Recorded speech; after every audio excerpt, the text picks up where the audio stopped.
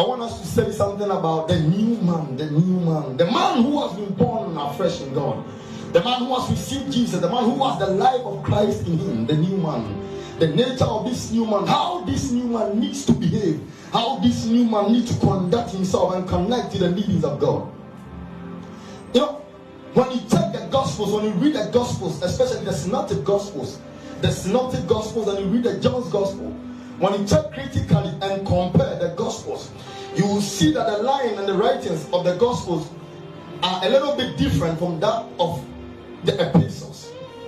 And most importantly, the reason why there are so many controversies in Christianity regarding doctrine and all these doctrinal differences came up so greatly and mightily because of the epistles.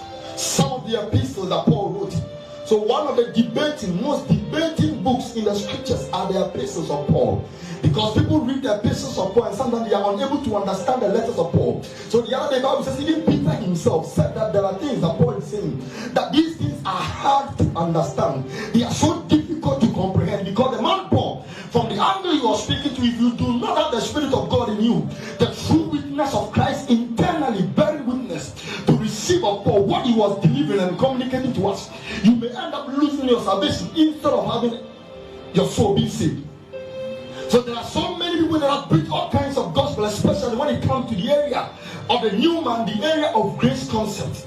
And sometimes if you are not careful as a believer, the grace concept has become a tool the enemy is using to drag people to hell, rather than paving way and making people have access to eternity. So instead of the message being received in the angle that Paul was communicated from, and for our spirit within to bear witness to the word of God, that is a spirit that we would approve and test of what God is saying. We receive grace preachings and sometimes it informs us, and servants of God sometimes we communicate this message, and the message does not transform people to get to know Christ, but rather encourage them to sin the more. And today I want us to know something about the new man, the man that grace has been made available to. I am talking about the new man. When I talk about the new man, I am talking about that man that has surrendered his life to the will of Jesus. The man who has given himself over to Jesus and has taken the life of Christ in him. The man who has said, Jesus, today I take him to be the Lord and the Savior of my soul. Live and guide me. Direct my way. The man who has the Spirit of God in him. I am talking about the new man, the man who has died to sin and is living unto righteousness unto God. The man who has received in him the life of Christ. I am talking about the new man. The new man, the one who has surrendered his will to the will of God. The new man, the one who has presented his body as a living sacrifice, holy and acceptable unto God. The man who has departed from the things of the world and has clinged unto God. That new man, the man who has seen Christ and is living according to the instruction and the direction of the Spirit of God within. The man who is being led by the Spirit of God. The Bible says in the book of Romans chapter 8 that those that are led by the Spirit of God, they are the sons of God. I am talking about this new man, this new man, this new man, this new man. Let's go into scripture.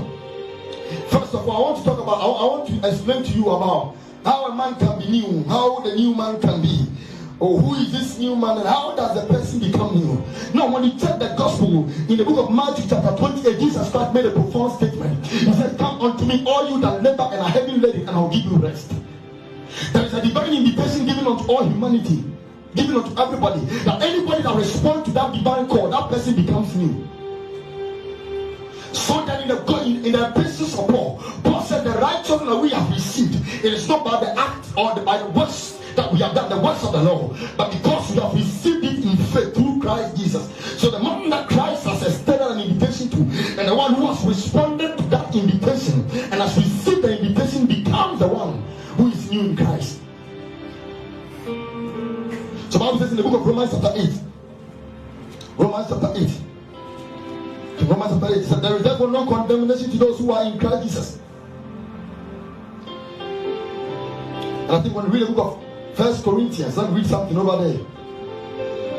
Mahadibo Sadadabra Kuda Hatayata. Samisha Unjuma Esifa Ezawaye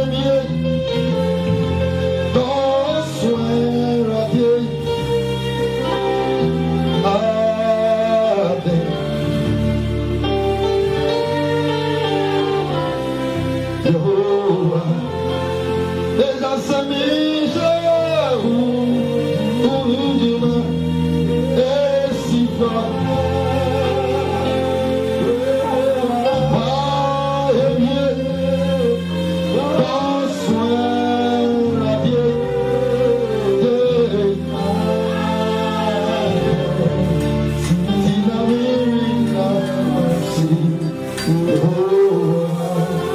Second Corinthians chapter 5.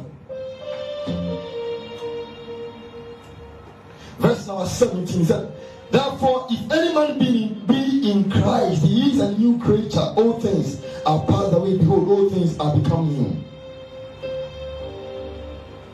He said, therefore, if any man be in Christ Jesus, be in Christ, he is a new creature. All things are passed away.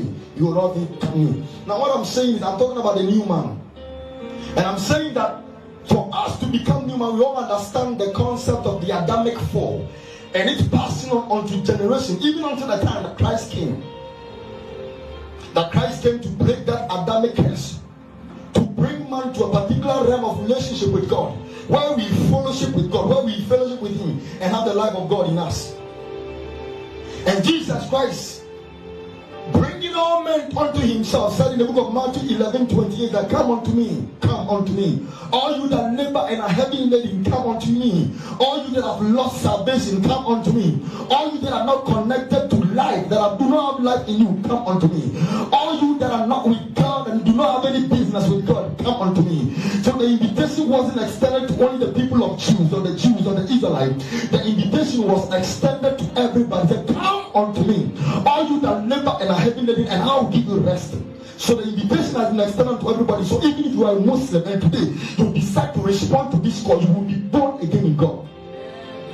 The invitation wasn't limited to anybody. It has been extended to even the Hare Krishna, the Buddhist, the Kanka, anybody at all who is from any religious background or faith at all. The invitation is that just come unto me. All you that labor and are heavy laden, you are laboring in destruction, you are laboring in all kinds of confusion, all kinds of confusion and doubt regarding faith, the concept of faith, regarding eternity.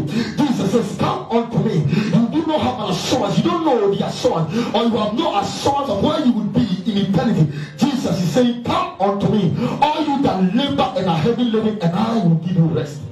So take my yoke upon yourself and learn of Him. So the invitation has been extended to everybody. So today, even if, so I think in the book of Romans chapter 10, let me go there right now. Romans 10. Romans chapter 10. Now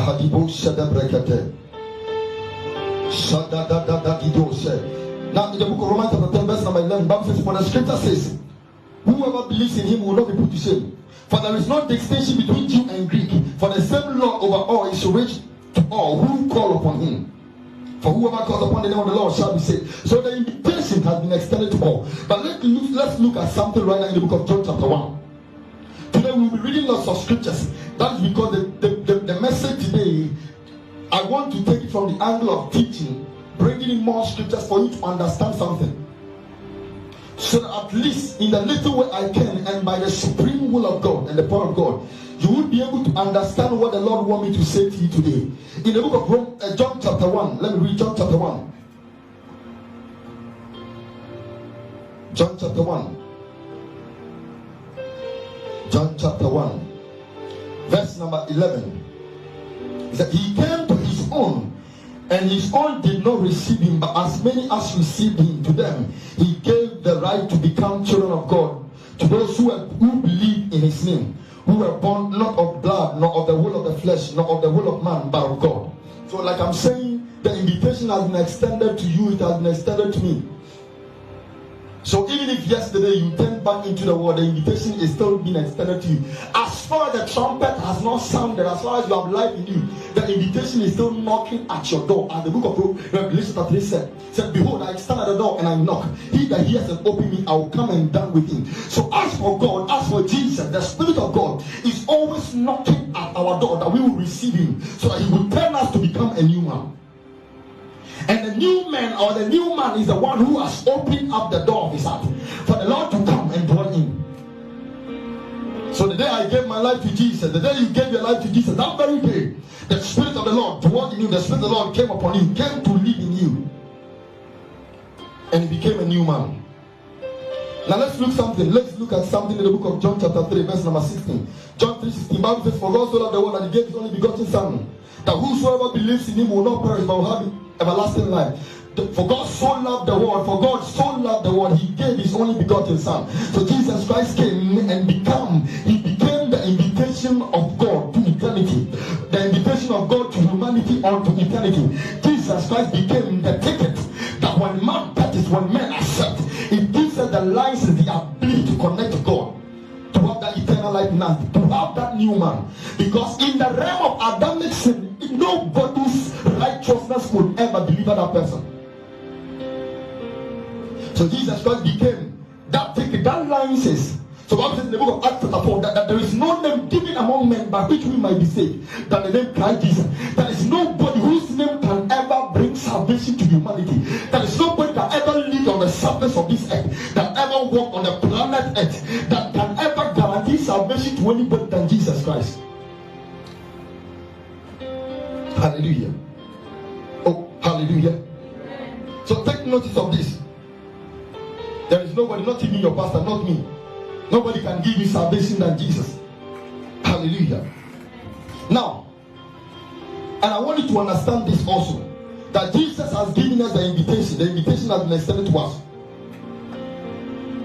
But even as this invitation has been given to us, the Bible says in the book of John that nobody can come to the Father, nobody can come to the Son unless the Father has permitted that person to come. So though the invitation has been given unto us, some way, somehow, God must bring you in. Because though the invitation has been given, I want to tell you this.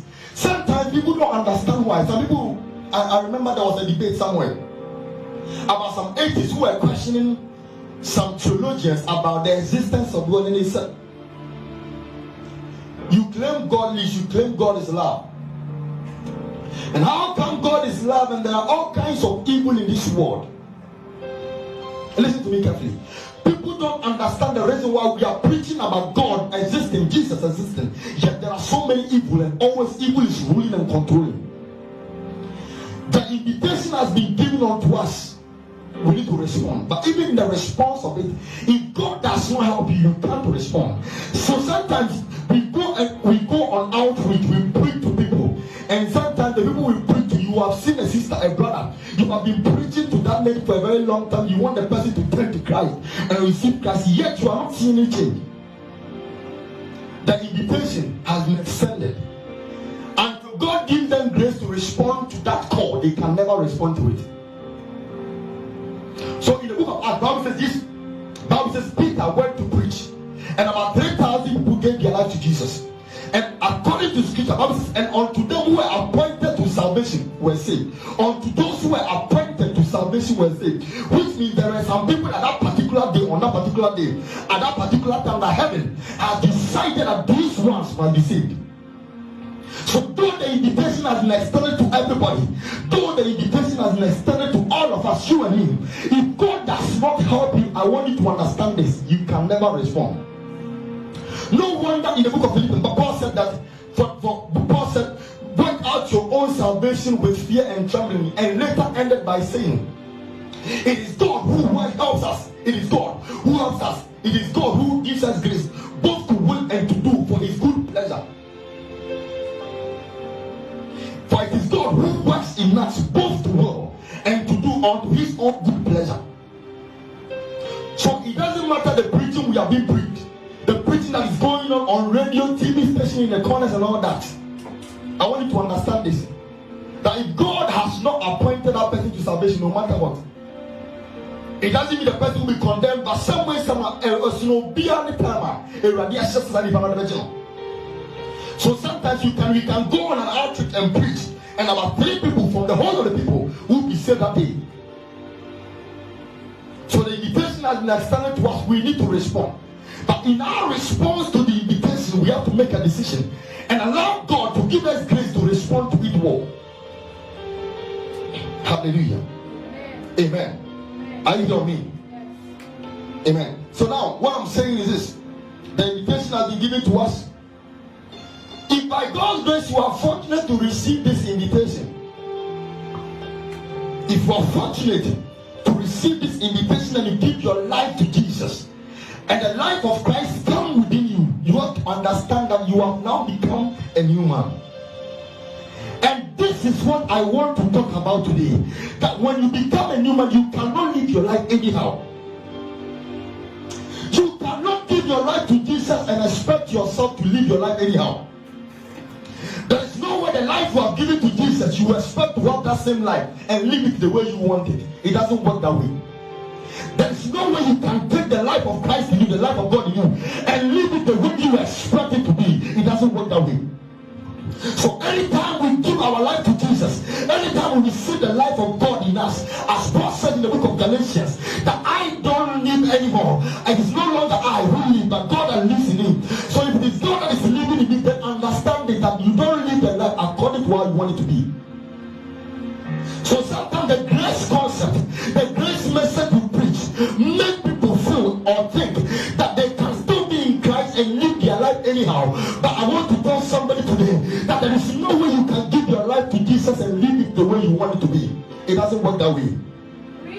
Paul said in the book of Romans chapter 12. Let me check if it is Romans chapter 12. Yeah. Romans 12. Let's go there quickly.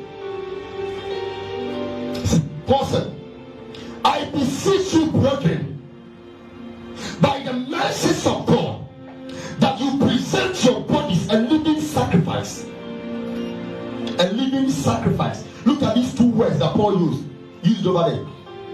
He said, I beseech you, brethren, don't present your soul, don't present your spirit, but present your bodies. Why? Because the one who has come to Jesus Christ spiritually. Sometimes people say that I'm a Christian. I remember some time ago, one man of God was having some argument with me over the concept sin, and he said, how can the one who is born of God sin? Yet, the Bible says in the book of John chapter 3. Let me read it. Let me get the scripture carefully. Today we are doing teaching, so allow me to open scripture. John chapter 3. Let me just.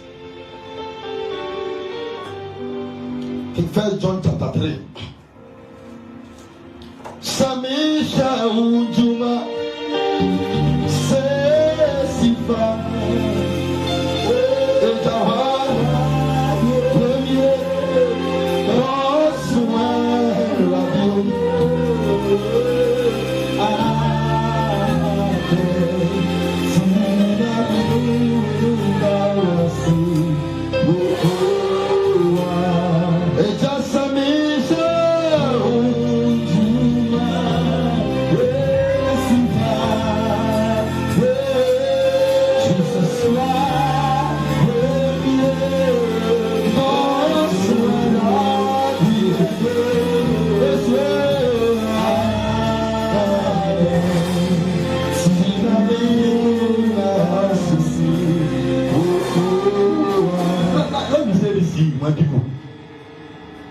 There is no way the life you have given to God as a living sacrifice, you can still have that same life and live it the way you want it to be. It doesn't work that way.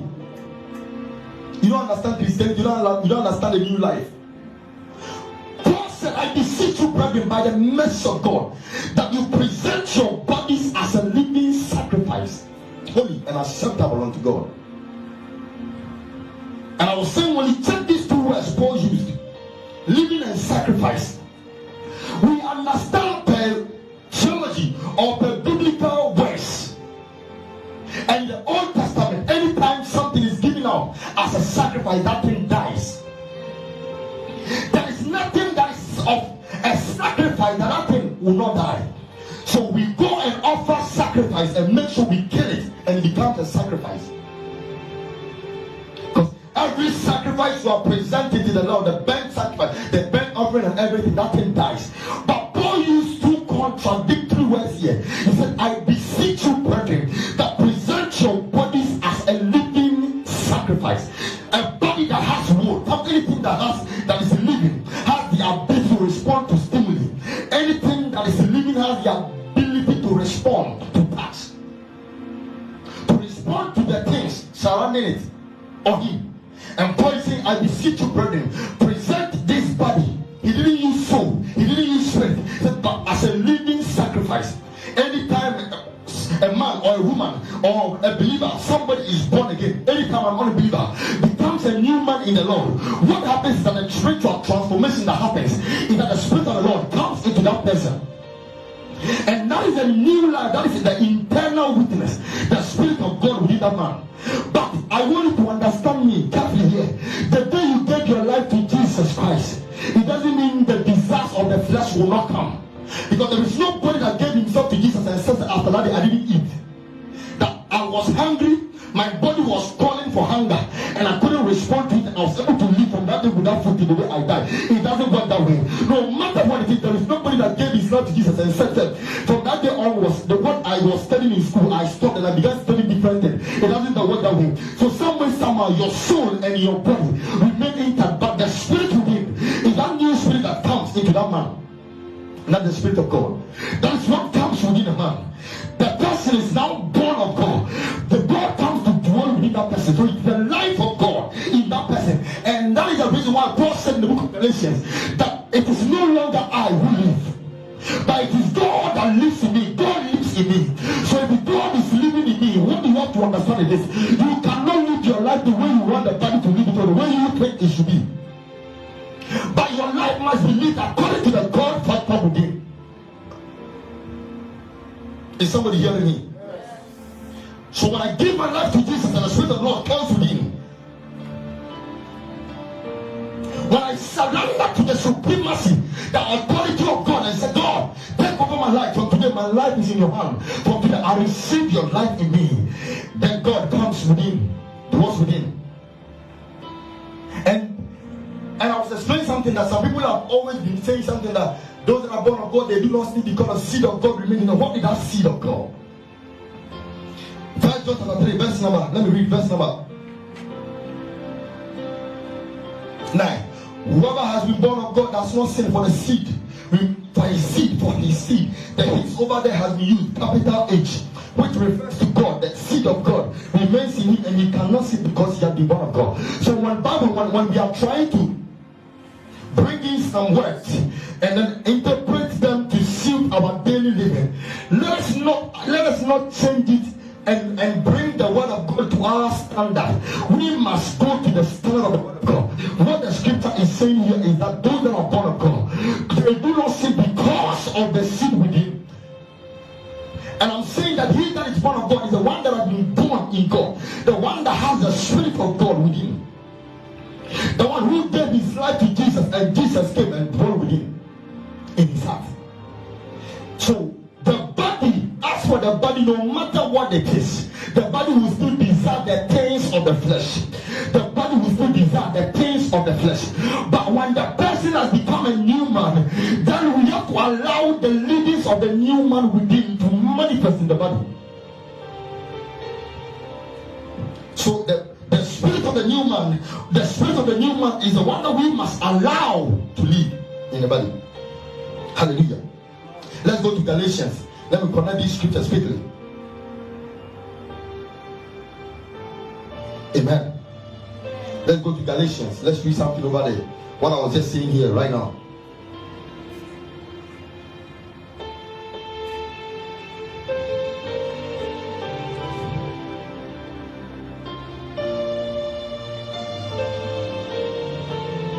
Jesus.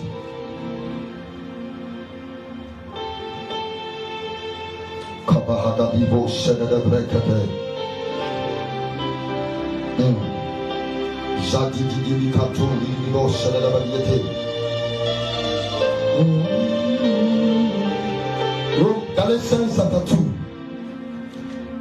Now, sometimes when people are trying to interpret the book of Galatians, that is what mostly some people use, and then they define it that God does not matter what you do with this body on earth. So there is, after the destruction of the temple of Israel, a lot of sects, societal groups came forth, religious groups broke out from the church. Some of them came out with all kinds of doctrines they were preaching. And there were a group of people, I think the Stoic philosophers. Some of them believe that it doesn't matter what you do with this body, the body doesn't matter anymore. So when you are on earth, whatever you do with the body doesn't affect the soul. The body does not determine the destination of the soul. So to the Stoic philosophers and those Jewish people, those different kinds of sects, they believe that they should do everything at all and nothing matters. So sometimes some of them also use the book of Galatians to defend their thesis or what they want to say, what they want to prove about the things of the flesh or the things we do in the flesh. Doesn't matter at all. But listen carefully, let's read this. In Paul's address to the church of Galatia, or the Galatians people, in Paul's address or his letter to them, Paul has already established a church in Galatia. He has taught them the ways of God. He has taught them that living for God does not necessarily mean abiding by the commandments, the 10 commandments, or the laws of old, of do's and don'ts. But living for God is the one who has received, the one who has been justified in Christ by faith, who now is living by the Spirit of God. The one who has the Spirit of God in him living. If the Spirit of God is living in me, controlling me, I've allowed myself to be in sync, to be in unison with the Spirit of the Lord. I don't think the Spirit of the Lord will lead me to go and fornicate.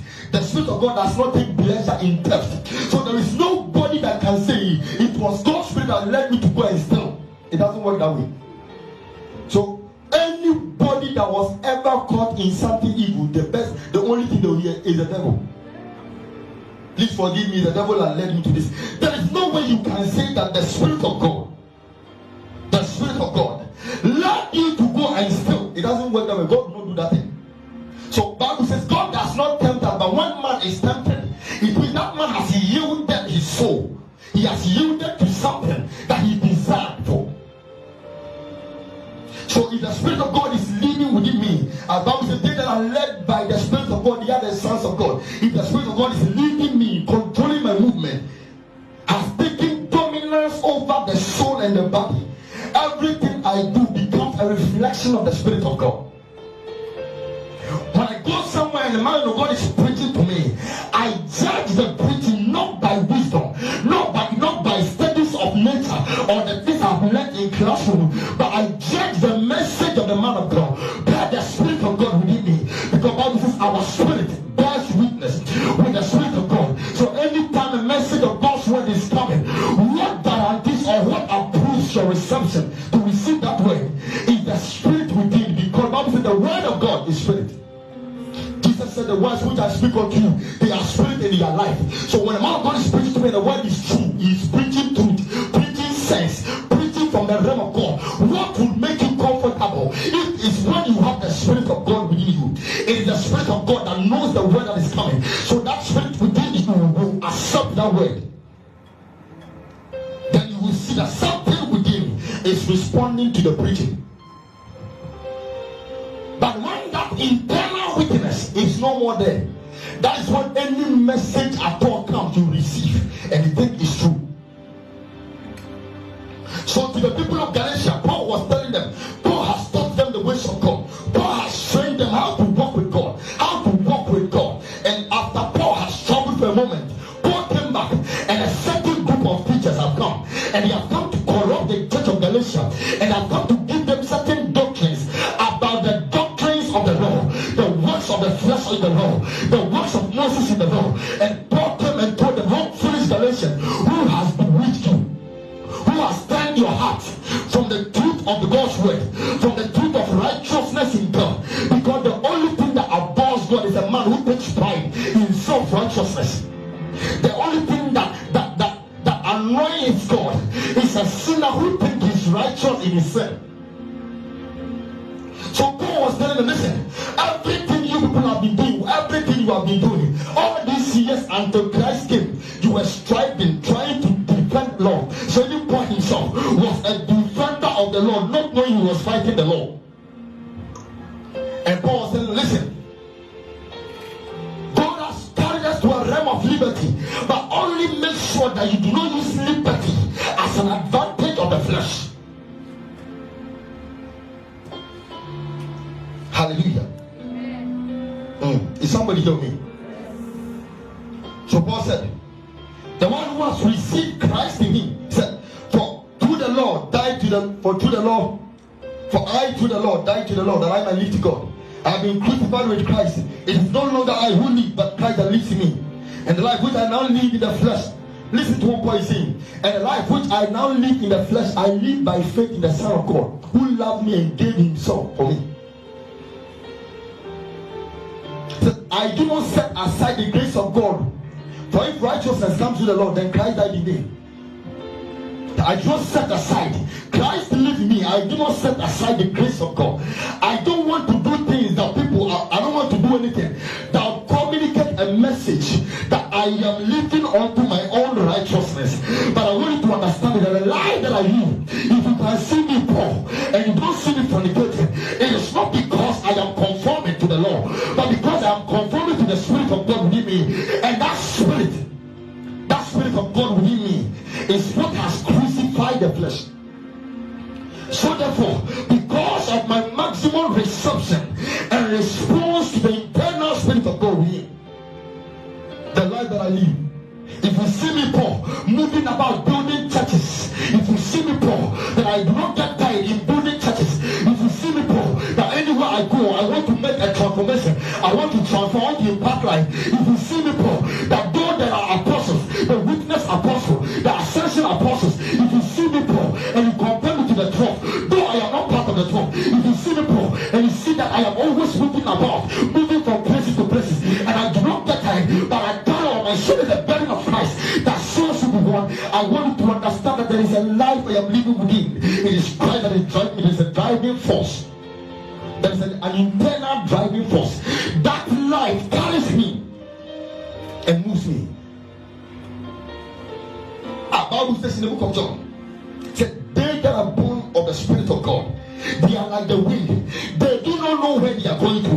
The wind blows to the direction it desires, and nobody can defend the direction of the wind. They are those who are born of God, because the Spirit of God within them direct them beyond their human understanding. It is not about grammar. It is not about philosophy. It is not about history. It is about the Spirit of God within man that is driving the man to live according to the instruction of God. That is why I'm reiterating, and I'm saying this again, that there is no way you can give your life to Jesus and expect to live your life anyhow. It doesn't work that way. You did not give your life to Christ. It was in your hand. You just deceived Jesus. You were telling him you are giving your life to him. You didn't give it to him, because if you are giving your life to him and have taken the life of Christ in you, you cannot live your life the way you want it to be. It doesn't work that way. You didn't give your life to him. So many people came to church, they stood behind the pulpit and lifted their hands and said, I give my life to Jesus, but they were lying, their lives were in their hands. Oh, man of God, if you are here, you want to give your life to Jesus, then they come down and be weeping. They are lying behind the tears they were sharing. Their lives were in their hands. They didn't give it to Jesus. Because if I have given my life and my life is in the hands of Jesus and I have become a new man, I should understand what the scripture says. That it is no longer I who live, but Christ that lives within me. Christ that lives within me. So if Christ is living within me, ask yourself this question. The life you lived 2 weeks ago, a week ago, a month ago, days ago, then do you think Christ will live this life? It's a Zan life. You didn't give your life to Jesus. You yourself that you are watching, you can see you have not given your life to Jesus. You didn't give your life to Jesus. Is somebody understand what I'm saying at all? You cannot give your life to Jesus and live your life anyhow. It doesn't work that way. It's a lie. If you want to live your life anyway, carry your own life and live it the way you want it. Paul said, I beseech you, brethren, present your bodies. Because as for the Spirit, God has already taken control over it. The Spirit, it is God's own Spirit within. But the body, that's what I want to present it as a living, though the body is living. But present the body as though the body is dead. Present your body to God as a living sacrifice. As a living sacrifice. A living sacrifice as though you were alive yet you are dead.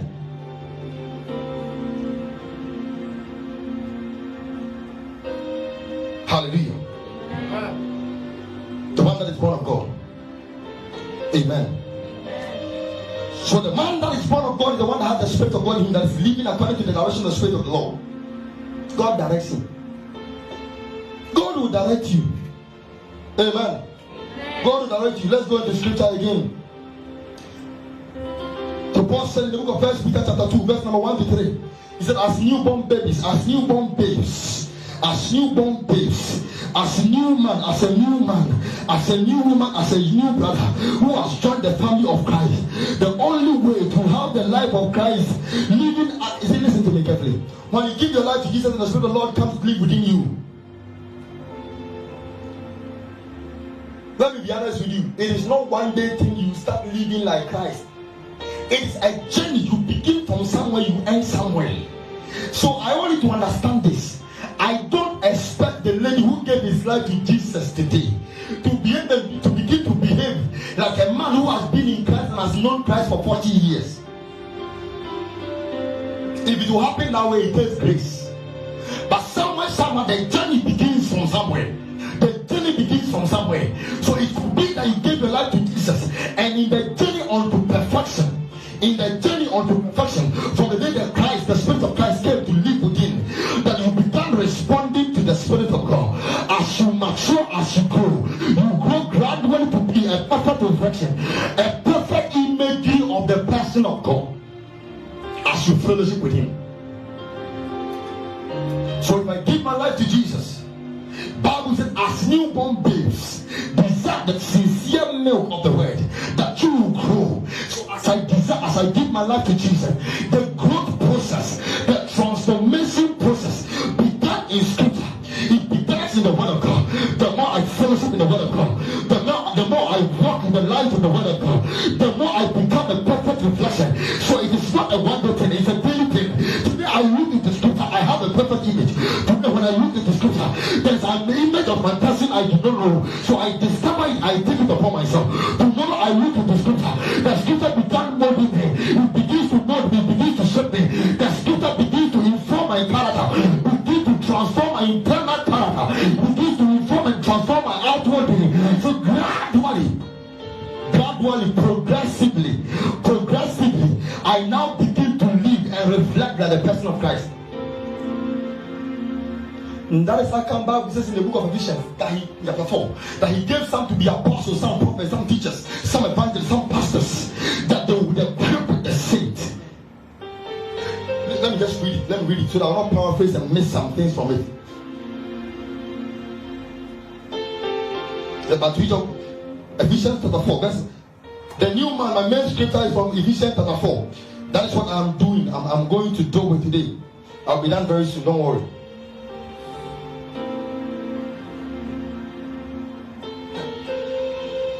Ephesians chapter 4, verse number 6. But to each one of us grace was given according to the measure of Christ's gift. That's why He says, when He ascended on high, He led captivity captive and gave gifts to men. And this He ascended. What does it mean? That He also first descended into the lower part of the earth. He who descended is also the one who ascended from above, far above all heavens, that He might fill all things. And He Himself gave some to be apostles, some prophets, some evangelists, some pastors, and some teachers. Now T.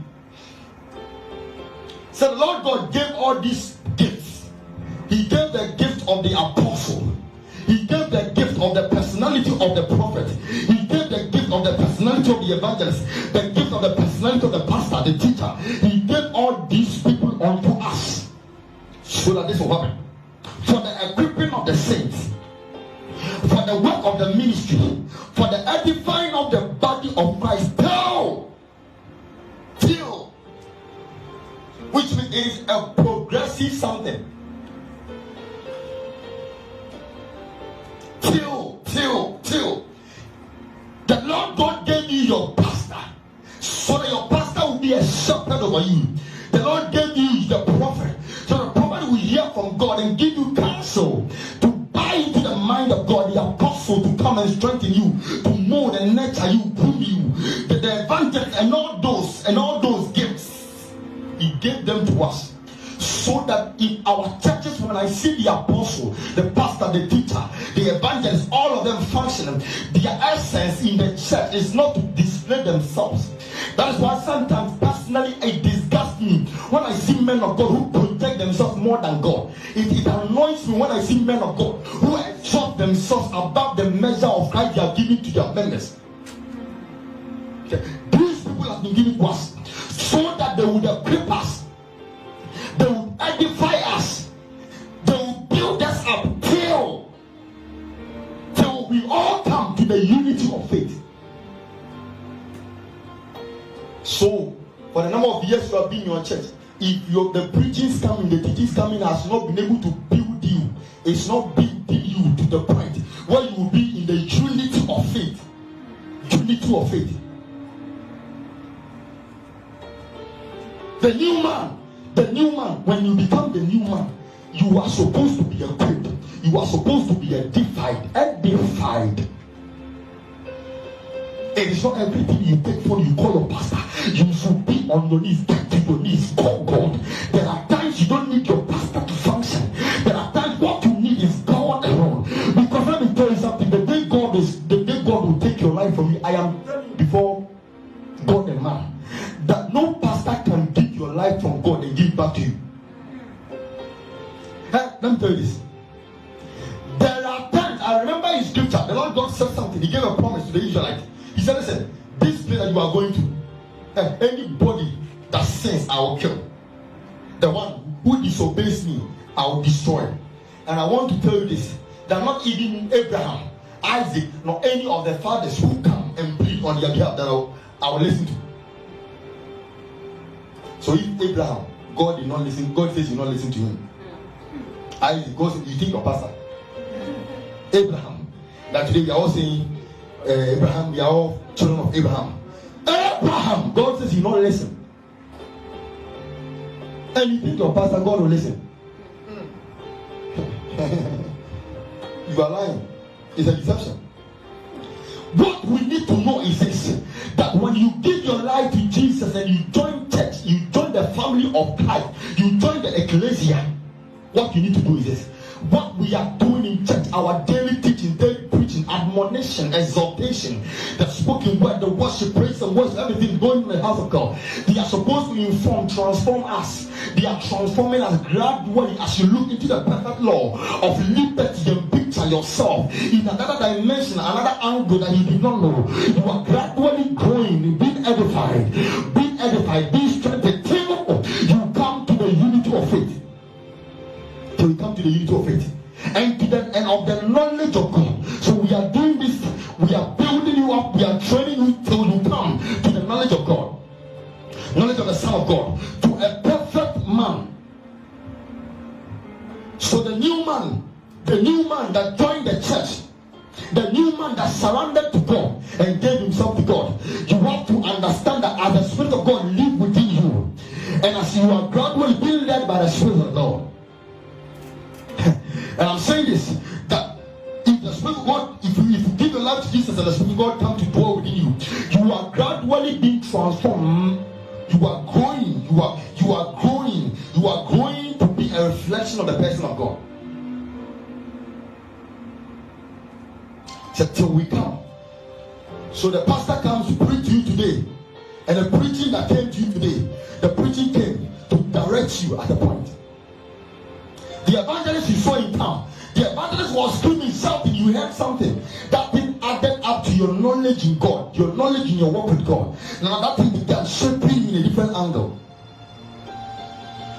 That is why it is very important. Bible says, do not forsake the gathering of the saints. Because sometimes the preaching I am preaching here, there may be something that you would hear that it might not have come from the preaching, but probably from worship time. Maybe the worshiper said something. That word alone that came was something you needed that day to add up in your journey with God. And you added it up, and your work with God that day became completed. You are moving on progressively. Maybe through spoken word, through praise and worship, there was a dimension of worship that the wind of God carried us to, that you become so broken, you understood God and understood some things in God's work, that you formed and transformed you. Gradually you are being shaped. It is a progressive something. So that's why me personally, I don't believe in the erroneous impression about once saved forever saved. That is true to the fact that Jesus has died once and for all and has saved humanity once and for all. But as for our transformation to be a reflection of this person, it is a progressive something. Paul said, work out Work it out. Work it out. The thing has already been working. It's God who works in you, both to will and to do. Therefore, work out. God has worked within you, both to will and to do, unto his good pleasure. Therefore, work out your own salvation with fear and trembling. It's a progressive something. And he said the apostles, the prophet, they are all supposed to give us the word of God, so that the new man will be equipped, will be edified, till the person comes to the unity of faith. So the person will come to the knowledge of God. The person will come to a measure, unto a perfect man, to a measure of the person of the Son of God. So therefore, as we daily fellowship in the house of God, being taught the word of God, listening to the word of God, looking into the perfect law of liberty, as Bible says, as the man who is the doer of the law, the word, the man who is the doer of the word is the one who beholds himself in the perfect law of liberty, who is being transformed from glory to glory. The daily looking into scripture, daily looking into scripture, daily looking into scripture, daily discerning the scriptures, daily imbibing the strength of the scriptures, daily concentrating on the words of the scripture, transforms us from glory to glory. It brings us to a realm where when we take Christ, the personality of Christ, where when we see Christ and we see you, we see your character, we see Christ's character, and we cannot make a decision. Why? Because it was a progressive something. You yielded to it. The Spirit of the Lord led you. So God led you. Hallelujah. Let me tell you something. No, let's just ask ourselves this question. Ask yourself this question. Bible says at a point in time, the disciples of Jesus, after Jesus has died and has ascended, in the book of Acts, but they saw some of the disciples and they said, how come these men, they haven't learned, they have never been to school before, but these guys are so bold and confident, and they know the scriptures, but then they understood that they have been with who? Jesus. There have been a progressive transformation. So even in the lives of Peter, when Christ was arrested and they came to Peter and said, Abba, you were also part of them. And even in his lies, even when he was lying, his lies couldn't defend him. His own life, even when he was lying, because he has walked with a particular man, he has walked with Christ, that the life of Christ has so much transformed him. So even in his life, in his lies, he was revealing Christ. He said, no, listen, your speech even betrays you. So the new man who has given his life to Jesus, if your speech does not reflect the person of Christ, ask yourself, whom have you given your life to? Whom did you give your life to? And who is living within you? And which spirit within you are you yielding to? Is somebody hearing me? So till we all come to the unity of faith and to the knowledge of the Son of God, to a perfect man, to the measure of the stature of the fullness of Christ. Let me just take it once more. The new man who is being transformed, the new man, the one who God, the new man. I'm talking about the new man. So I can confidently say today that there are so many men of God who are men of God, yet they are not new men. Because their character attitude shows they are not giving their life to Jesus. The way they behave, their character attitude, the way they even talk, it's not a reflection of the person of Christ. The way they talk. The way the singer will pick the microphone and lift up his voice and sing, it's a sign that he has never seen heaven. He is not in heaven, he doesn't want to go there. The way they will introduce him, and in arrogance he will pick the microphone, and even once he is worshiping God, there are some worshippers I have seen before, they are worshiping God, and I see these people, they are not worshiping God. They have the voice, they have the talent, they have the gifts, but worship, they are not worshiping God, because in their own worship their shoulders have been lifted beyond the microphone. So they are lifting themselves, they are worshiping themselves. In their worship, they are worshiping themselves more than God. I am talking about a man who has met Christ and has become a new man, who has allowed the life of Christ to manifest in him. He doesn't live his life anyhow. When he falls today, he rises up and cleans himself and carry on. Hallelujah. Is somebody hearing me? That we all come to the unity of the faith and the knowledge of the Son of God, to a perfect man, to the measure of the stature of the fullness of Christ. Let's take it once again. So we all come to the unity of faith. So we all come to the unity of faith and of the knowledge of God, knowledge of the Son of God, to a perfect man, progressive something, until the pastor's preaching, we teaching you, as you have become born again and we are teaching you, till we all come to the unity of faith and of the knowledge of the Son of God, to a perfect man, to the measure of the stature of the fullness of Christ. Stature of the fullness of Christ.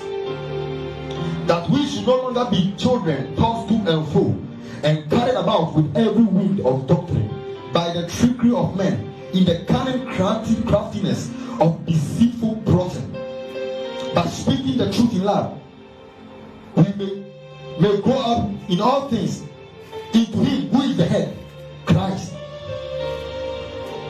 Amen. So, the day you gave your life to Jesus, if it is 10 years ago that you gave your life to Jesus, ask yourself this question: how far have you gone in Christ?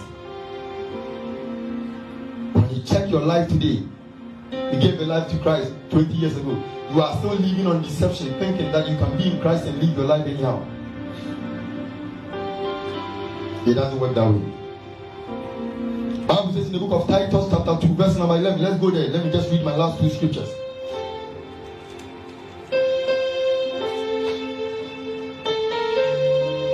Titus 2 verse number 11 to 15.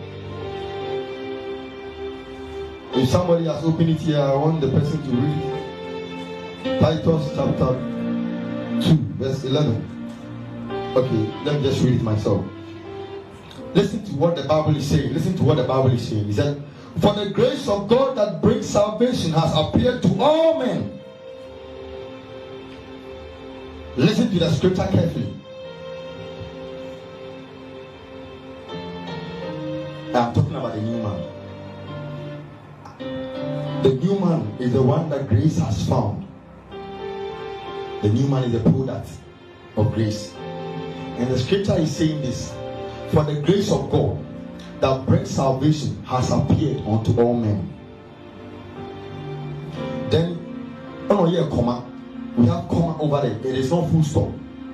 So it is a progressive sentence. And this is what it continues saying: that the grace of God that appeared, that brings salvation has appeared unto all men. And this grace of God is teaching us. The grace is teaching us because it is the Spirit of God. The grace of God is the Spirit of God that has redeemed man. The grace of God we are talking about is the Spirit of God that has guaranteed access for humanity to God. The redemption of God within, the Spirit of God within, the Holy Spirit. And then the grace of God that brings salvation, the Holy Spirit that brings salvation, has appeared unto all men, teaching us that we should deny ungodliness, worldly lust. Look at this. Teaching us that denying ungodliness and worldly lust, we should live soberly, righteously, and godly in the present age, looking for the blessed hope and glorious appearing of our great God and Savior Jesus Christ, who gave himself for us that he might redeem us from every lawless deed and purify for himself his own special people, zealous for good works. Not your full stop. So the grace of God has appeared to us and is teaching us. So the redeemed man, the new man, the renewed man, the new man, the life of the new man must yield to the teaching of the grace of God in us. That will teach you that denying ungodliness and worldly lust, we should live soberly and righteously in this present age. So that Christ will prepare us a zealous group of people unto good works. The grace of God. So the grace of God has come that it will come and teach us. Now, Bible says something in the book of 2 Timothy chapter 2, verse number 9. It says, for the solid foundation, 2 Timothy 2:19. It says, for the solid foundation of the Lord standeth sure, having this inscription, that the Lord knows those that are his, and let them who names the name of the Lord, let them who call themselves Christians, let them who call themselves by the name of God, by the name of Christ. He said, for the grace, for the solid foundation of the Lord, The reason why I've taken my time to let you know this is that this is a matter of life and death affair. Well, when you miss this, before you realize you are lost in the kingdom. Because there are all kinds of teachings going on. I remember somebody said something.